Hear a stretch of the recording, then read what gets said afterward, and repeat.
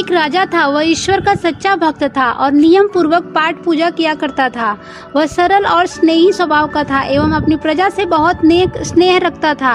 राज्य में सुख शांति थी। ईश्वर ने उसकी भक्ति से प्रसन्न होकर उसे दर्शन दिए और कहा, कहो वत्स, क्या चाहते हो?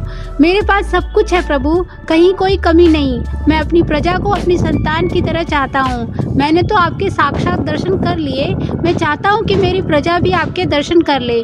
ईश्वर मुस्कुराए और कहा, यह नहीं, कुछ अपने लिए मांगो वत्स। राजा गिड़गिड़ाया, यह तो आपको करना ही होगा प्रभु।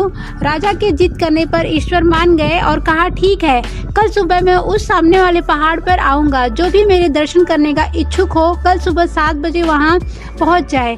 राजा ने मंत्री से कहकर राज्य भर में ढिंढोरा पिटवा दिया कि जो भी ईश्वर के साक्षात्कार दर्शन करना चाहता हो वह उस पहाड़ी पर हमारे साथ आए। सुबह सुबह एक बड़ा काफिला पर्वत पर चढ़ने लगा। आगे आगे राजा और रानी, पीछे लोगों की भीड़। कुछ आगे बढ़े तो तांबों के सिक्कों का पहाड़ दिखाई दिया। लगभग आधे लोगों को लालच आ गया और वह उन सिक्कों की ओर भागे।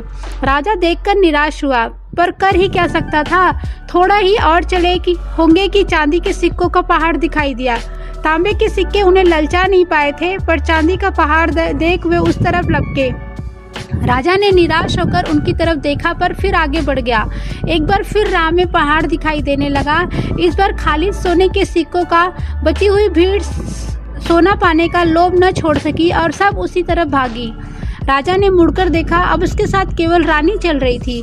राजा इससे ही संतुष्ट हो गया कि आगे बढ़ने लगा कि इतने में हीरो का पहाड़ दिखाई देने लगा। रानी ने एक बार राजा की तरफ देखा और फिर हीरो के पहाड़ की तरफ बढ़ गई। चोटी पर पहुंचने पर राजा ने देखा कि ईश्वर स्वयं वहां खड़े मंद मंद मुस्कुरा रहे हैं। राजा को देखकर बोले, कहाँ है तुम्हारी प्रजा? राजा को खामोश खड़ा देख ईश्वर ने कहा, हे राजन, मुझ तक वही पहुंचता है जो इन भौतिक साधनों से अपनी दूरी बना मुझे याद करता है।